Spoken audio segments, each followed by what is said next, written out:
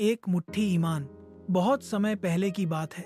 एक छोटा सा गांव था जहां लोग सीधे, सादे और ईमानदार थे।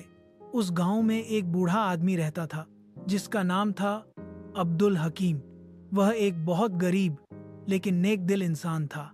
उसका घर मिट्टी का बना हुआ था और आमदनी का जरिया बस एक पुराना सा खच्चर और थोड़ी बहुत लकड़ी का काम था।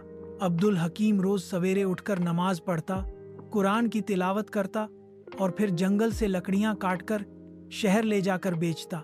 लेकिन उसकी सबसे बड़ी दौलत थी उसका ईमान। एक दिन की बात है, वह जंगल में लकड़ियां काट रहा था, तभी उसे एक चमकदार चीज जमीन में धंसी मिली। जब उसने पास जाकर देखा तो वह एक सोने की थैली थी जिसमें बहुत सारे अशर्फियां भरी थी।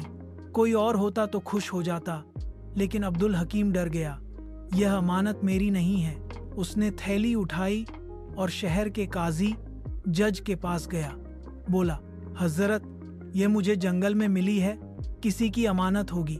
आप ऐलान करवा दीजिए जिससे असली मालिक को यह वापस मिले। काजी साहब हैरान हुए।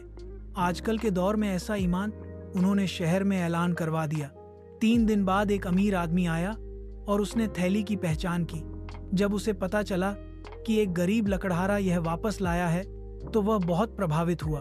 उस अमीर आदमी ने अब्दुल हकीम को इनाम में आधी थैली देने की पेशकश की, मगर अब्दुल हकीम ने हाथ जोड़ते हुए कहा, मुझे आपकी अमानत लौटाकर जो सुकून मिला वह किसी सोने से बढ़कर है। मैं अपना इनाम अल्लाह से चाहता हूँ। अमीर आदमी ने जबरदस्ती उसे कुछ रकम दी और पूरे शहर में अब्दुल हकीम की ईमानदारी की मिसालें दी जाने लगीं। कुछ महीनों बाद उस अमीर आदमी ने अपनी बेटी की शादी अब्दुल हकीम के बेटे से करने का फैसला किया, सिर्फ इसलिए कि वह एक सच्चे और ईमानदार घर का लड़का था। अल्लाह ने अब्दुल हकीम की ईमानदारी को इस दुनिया में भी सिला दिया और आखिरत के लिए भी उसके नाम नेकियों का खजाना लिख दिया। कहानी से सीख, ईमानदारी और अल्लाह पर भरोसा कभी जाया नहीं जाता। दुनिया चाहे आपको गरीब समझे, लेकिन अल्लाह के नज़दीक आप बहुत अमीर हो सकते हैं अगर आपका दिल सच्चा और ईमानदार हो।